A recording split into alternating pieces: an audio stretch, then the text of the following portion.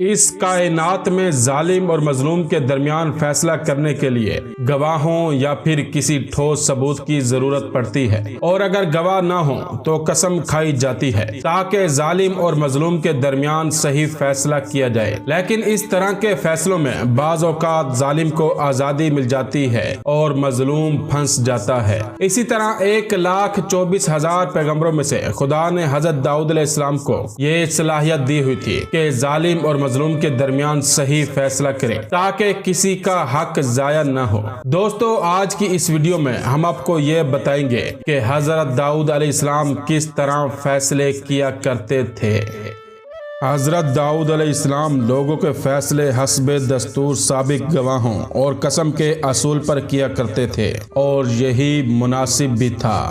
لیکن ایک دن انہوں نے خدا سے درخواست کی کہ مالک، میری گزارش یہ ہے کہ گواہوں اور قسم سے بے نیاز ہو کر علم حقیقی کے مطابق فیصلہ کیا کروں، یعنی تو جو عالم حقیقی ہے مجھے اصل حال سے آگاہ کر دیا کر اور میں اسی کے مطابق فیصلہ کر دیا کروں گا۔ خداوند عالم نے فرمایا کہ اے داؤد، میں ایسا تو تمہاری خواہش کے مطابق کر دوں گا، لیکن میں جانتا ہوں کہ تمہاری قوم اس فیصلے کو برداشت نہ کر سکے گی۔ مگر ان کی فہیم درخواست پر خداوند عالم نے اس انداز فیصلہ کی حامی بھر لی۔ بے روایت کتب راوندی 2 شخص حضرت داؤد علیہ السلام کے پاس جھگڑتے ہوئے آئے۔ ان میں سے ایک نے کہا کہ اس دوسرے شخص نے میرا مال غصب کر لیا ہے، لہٰذا میرا مال اس سے دلوا دیجیے۔ حضرت داؤد علیہ السلام نے اس کے فیصلے کے لیے خدا کی طرف رجوع کی۔ خدا نے فرمایا کہ اے داؤد، تم مدعا علیہ سے کہو کہ اس مدعی کو قتل کر دے اور اس کا سارا مال اسے دلوا دو۔ حضرت داؤد علیہ السلام نے حسب الحکم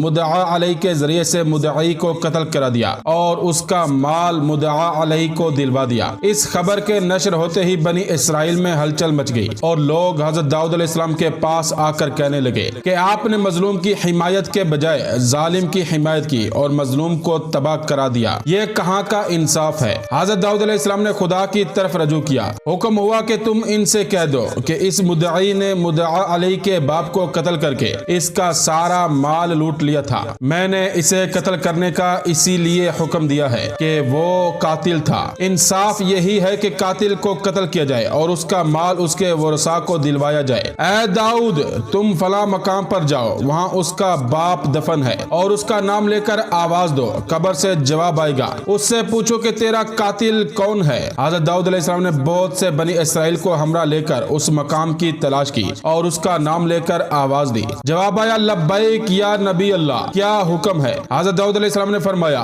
بتا تیرا قاتل کون ہے۔ اس نے اس مدعی کا نام لیا اور کہا کہ اس نے مجھے قتل کر کے میرا سارا مال لوٹ لیا ہے۔ یہ دیکھ کر بنی اسرائیل کو تسلی ہو گئی اور ان کے دل میں داؤد علیہ السلام کی عظمت و رفعت بڑھ گئی۔ اسی طرح ایک دن ایک بوڑھا شخص ایک جوان کو پکڑ کر مسجد میں حضرت داؤد علیہ السلام کے پاس لے آیا۔ اس جوان کے ہاتھ میں انگور کا خوشہ تھا۔ بوڑھے شخص نے حضرت داؤد علیہ السلام سے کہا کہ اس جوان نے میرے باغ کو تباہ کر دیا ہے، لہٰذا ہمارے اور اس کے درمیان فیصلہ کیجیے۔ حضرت داؤد علیہ السلام نے خالق کی کائنات کی طرف رجوع کی۔ جواب ملا کہ اس جوان کو تلوار دے دو کہ یہ اس بوڑھے فریادی کو قتل کر دے، کیونکہ اس نے اس جوان کے باپ کو قتل کیا ہے اور 40,000 روپے اس کے ہضم کر لیے ہیں، اور وہ روپے فلاں درخت کے نیچے دفن ہیں۔ اس سے کہہ دو کہ وہ جا کے نکال لے۔ چنانچہ ایسا ہی کیا گیا۔ اسی قسم کے بہت سے فیصلے اور واقعات ہیں۔ بے روایت روزۃ الصفا خدا نے آسمان سے ایک زنجیر لٹکا دی تھی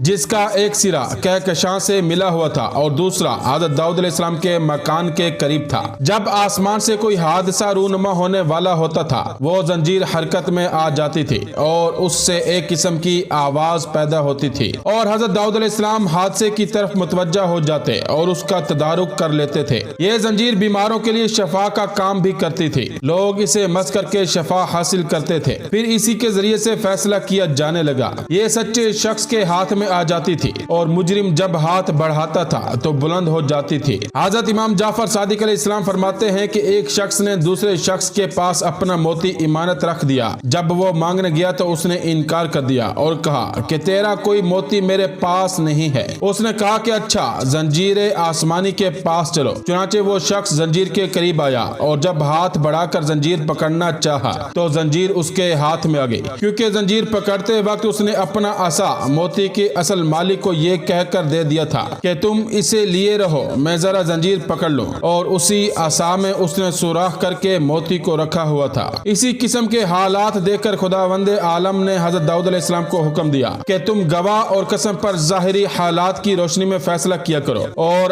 اصل حقیقت کی روشنی میں فیصلہ میرے لیے چھوڑ دو، وہ میں کروں گا۔ چنانچہ حضرت نے باطن کے بجائے ظاہر پر فیصلہ کرنا شروع کر دیا، اور وہ زنجیر بھی غائب ہو گئی جو بین السماء والارض لٹکی ہوئی تھی۔ بے روایت کتاب من لا یحضر الفقیہ، حضرت امام محمد باقر علیہ السلام فرماتے ہیں کہ حضرت امیر المومنین علیہ السلام ایک دن مسجد میں داخل ہوئے تو ملاحظہ فرمایا کہ ایک شخص زاروں کا تار رو رہا ہے اور کچھ لوگ اسے سمجھا بجھا رہے ہیں۔ آپ نے پوچھا کیا بات ہے؟ اس نے کہا کہ ان لوگوں کے ساتھ میرا باپ سفر میں گیا تھا، یہ سب واپس آ گئے اور میرا باپ نہیں آیا۔ میں نے ان سے پوچھا تو انہوں نے کہا کہ وہ راستے میں فوت ہو گیا ہے۔ میں نے پوچھا کہ اس کا مال و اسباب کہاں ہے؟ تو ان لوگوں نے کہا کہ اس کے پاس کچھ نہ تھا، حالانکہ وہ کافی پیسے ہمراہ لے گیا تھا۔ آپ نے فرمایا کہ تم نے قاضی کی طرف رجوع نہیں کیا؟ اس نے کہا قاضی شرعی کی عدالت میں گیا تھا، اس نے انہی لوگوں کے حق میں فیصلہ کر دیا ہے۔ حضرت علی علیہ السلام اس کو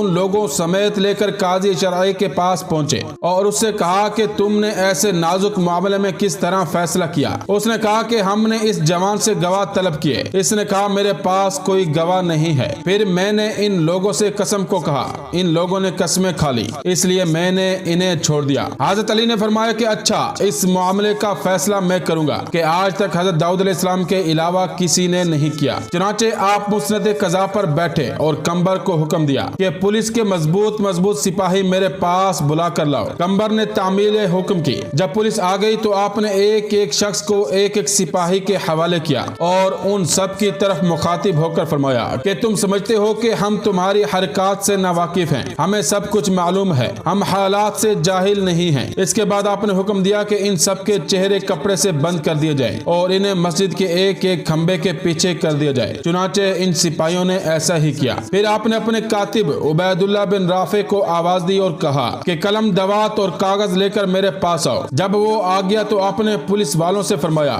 کہ جب میں تکبیر کہوں تو ایک آدمی کو حاضر کرنا۔ اس کے بعد آپ نے مجلس قضا پر بیٹھے ہوئے اور کثیر افراد کی موجودگی میں بلند آواز سے تکبیر کہی۔ ان سب لوگوں نے بھی تکبیر کہی اور ایک ملزم لایا گیا۔ حضرت نے اسے اپنے سامنے بٹھا کر حکم دیا کہ اس کا منہ کھول دیا جائے۔ جب منہ کھولا گیا تو آپ نے اپنے کاتب سے فرمایا کہ میرا سوال اور اس کا جواب قلم بند کرو۔ آپ نے پوچھا کہ تم کس دن اپنے گھر سے اس کے باپ کے ساتھ روانہ ہوئے تھے؟ اس نے کہا فلاں دن فلاں مہینے میں۔ روانہ ہو کر کس منزل پر اترے؟ کہا فلاں مقام پر۔ آپ نے فرمایا کس شخص کے مکان پر؟ اس نے کہا فلاں شخص کے مکان پر۔ پوچھا مرنے والے کو کون سا مرض لاحق ہوا تھا؟ اس نے کہا فلاں مرض۔ فرمایا کتنے دن بیمار رہا؟ کہا اتنے دن۔ پوچھا کس دن مرا؟ کہا فلاں دن۔ پوچھا کس نے غسل دیا؟ کہا فلاں شخص نے۔ پوچھا کس نے کفن دیا؟ کہا فلاں شخص نے۔ پوچھا کفن کس قسم کا تھا؟ کہا فلاں قسم کا۔ پوچھا کس نے نماز پڑھائی؟ کہا فلاں شخص نے۔ پوچھا کس نے قبر میں اتارا؟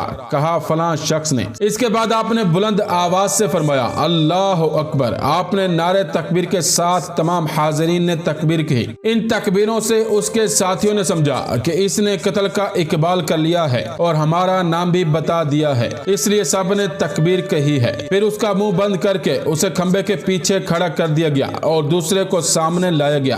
آپ نے اس کو اپنے سامنے بٹھایا اور اس کا سر اور منہ کھلوا کر اس سے فرمایا کہ تم یہ سمجھتے ہو کہ ہمیں کچھ علم نہیں ہے اور تم نے اس کے باپ کے ساتھ جو کچھ کیا ہے اس سے ہم لا علم ہیں۔ یہ سنتے ہی وہ بولا اے مولا میں انہی میں سے ایک ہوں۔ آپ یقین فرمائیں کہ میں اس کے قتل پر راضی نہ تھا اور سب راضی تھے اور سب نے مل کر قتل کیا ہے۔ آپ نے پھر تیسرے کو بلایا، اس نے بھی قتل کا اقرار کیا۔ پھر چوتھے کو بلایا، اس نے بھی اقرار کیا، یہاں تک کہ سب نے اقرار کر لیا کہ ہم نے قتل بھی کیا ہے اور اس کا مال بھی آپس میں بانٹا ہے۔ اس کے بعد پہلے کو پھر بلایا، اس نے بھی اقرار کر لیا۔ پھر حضرت نے حکم سنایا اور خون اور مال اس جماعت پر عائد کیا اور فیصلہ اس جوان کے حق میں ہو گیا۔ قاضی شر جو وہاں موجود تھا کہنے لگا کہ یا حضرت ذرا یہ فرمائیے کہ حضرت داؤد علیہ السلام نے اس قسم کا کون سا فیصلہ کیا تھا؟ آپ نے ارشاد فرمایا کہ وہ ایک دن ایک راستے سے گزر رہے تھے اور راستے میں 3 بچے کھیل رہے تھے۔ سب بچے ایک بچے کو مات الدین کہہ کر پکارتے تھے۔ آپ نے اس بچے کو اپنے پاس بلایا اور اس سے پوچھا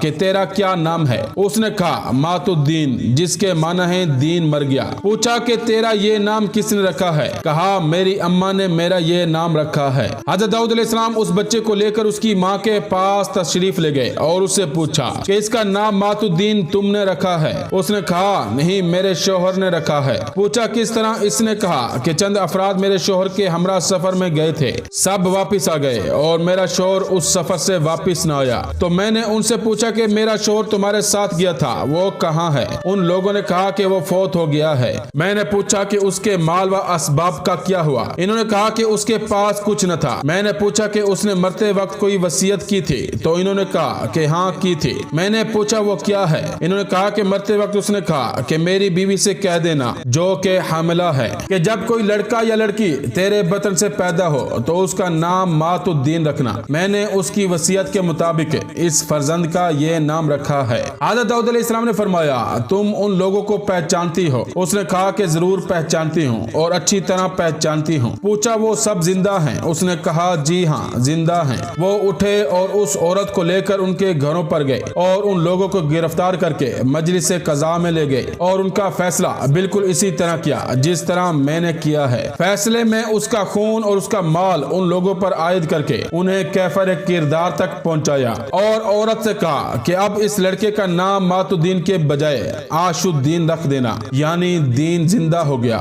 کتاب بشائر المصطفیٰ میں ہے کہ حضرت صادق آل محمد فرماتے ہیں کہ جب ہمارا قائم غیبت کے بعد ظہور کرے گا تو وہ حضرت داؤد علیہ السلام کے اصول پر فیصلے کرے گا۔ خدا اس پر اصل واقعہ کا الہام کرے گا اور وہ گواہ اور قسم کے بغیر فیصلے صادر کرے گا۔